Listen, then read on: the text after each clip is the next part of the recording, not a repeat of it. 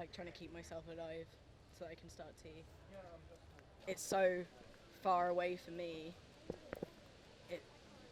It doesn't feel like it's ever going to happen, and you can't really help but compare yourself to other people and think, why isn't that me, and that could be me, and just knowing that this isn't how I should look and how I should be. And I see my brother and I see other men who, are born male, and it really hurts. It really hurts. So like, when do you think you'll get on testosterone? I'm still in the process of working it out,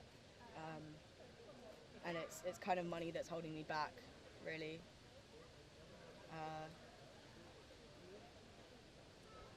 It could be weeks, it could be months. It's probably months. The healthcare system's fucked. They've made it so difficult that you have to go private, or well, if you want to survive, you kind of have to go private, because the waiting lists are pretty much 4 years long now, and that's just to be seen by someone. That's just to be. It's not even recognised. I wouldn't even necessarily get diagnosed as anything the first time, and that could take months and months of just coming back in for appointments and having them cancel on you and being let down. And so I've started going private through an online service. No one really recommends, but I need to. It's this or I die, or it's this or I self-medicate and it goes really badly wrong. The NHS just doesn't have the money anymore, and their priority is not trans people, because they don't realise how serious and how important this is. The care for people with mental health issues as well is obviously not there, but you wouldn't really leave someone having a psychotic episode, and not to compare it to that, but someone in desperate need of attention, you wouldn't leave them to just deal with it, just leave them years hanging without any support at all. And that's the reality for trans people now. That's the reality for me, I guess.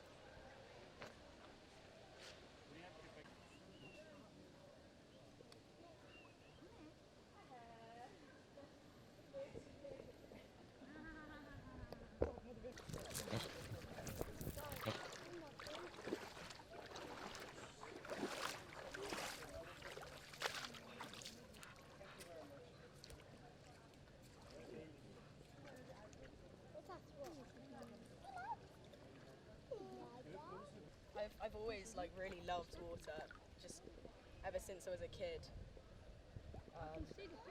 It's just where I feel safe, it's where I feel comfortable. I've just always been attracted to big open bodies of water, and swimming, I guess I just feel free. It's just freeing. It's still difficult to swim, to go swimming and be out in public spaces with my body the way it is, and not aligning with how I feel and how I should be.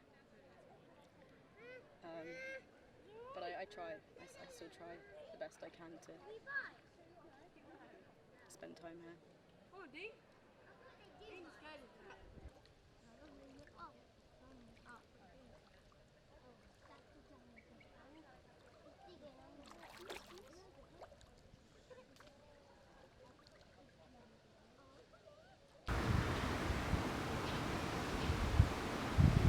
Today's the 16th of June 2019, and I'm going to be starting testosterone today. It's just been a long time coming, the weight being over, is a massive relief.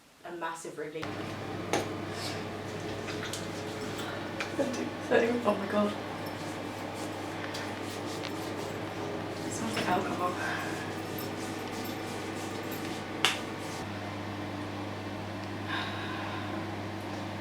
Dysphoria for me, I guess it comes and goes, it's in waves, and it kind of depends on the day.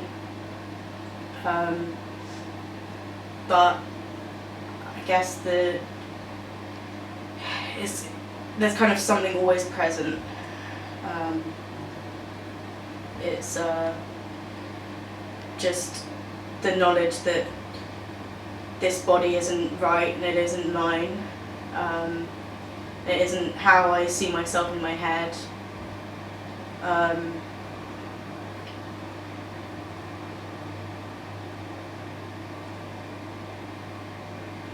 know.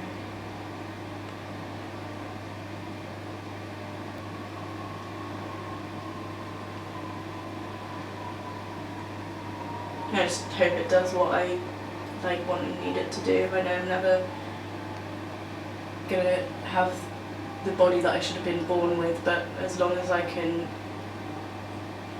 do my best to, or it's not really me doing anything, is it?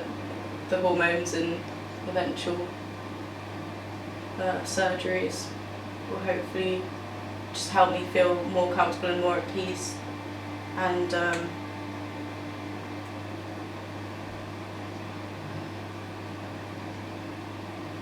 just stop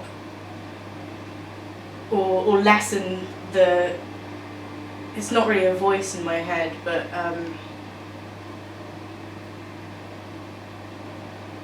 yeah, I guess just the constant nagging thought that no one will ever see me the way I see myself. I'm a month on T now, and it's going really well. It's the best thing that ever happened to me, quite honestly. I never thought this day would come, or this time would come, I guess. And I've never felt more comfortable and more alive. I know that not many changes have happened yet, but just knowing that my transition started, and I'm not waiting anymore, that something is changing and something is happening. It's really saved me. Everyone says they can see it in me, which I really appreciate. That my demeanor's changed and the way that I act has changed, and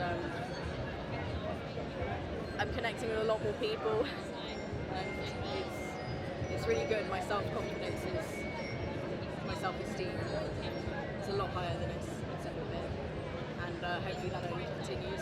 Obviously, it's not very far along yet.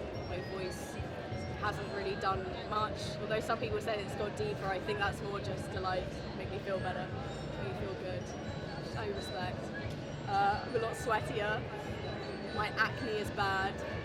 I got a flu for about a week. I got a really bad flu, and I was really stressed out and concerned because I had no idea that was going to happen. But I was advised to take loads of vitamin C. It went away. Yeah, so now I'm just riding it out, seeing where this is going to take me.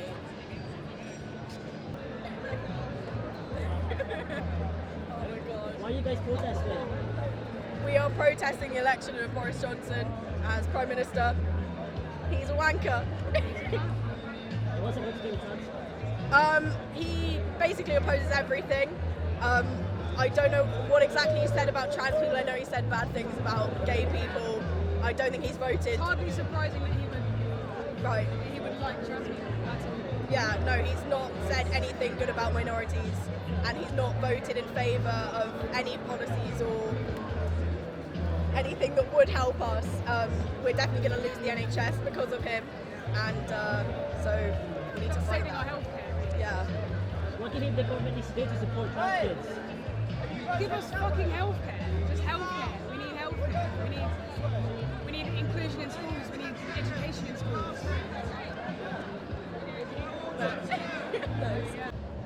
I don't want to lose our NHS. We need that. It's constantly being stripped, and we're losing funding, and the waiting lists are getting longer and longer, and trans people are getting an awful rap in the media, and it's not fair and it's not warranted. And I'm so glad that the exposure now and the climate has allowed for trans kids to come out and be themselves, but it's also allowing TERFs and people who are misunderstanding and miseducated to spread hate and fear and just be ignorant. And amongst all of this, we are losing the vital services we need to stay alive. Surgery and hormones are not just an accessory, they're not just something that we want. They're something we need, they're something that without we can't survive through. Gender dysphoria is essentially, a death sentence.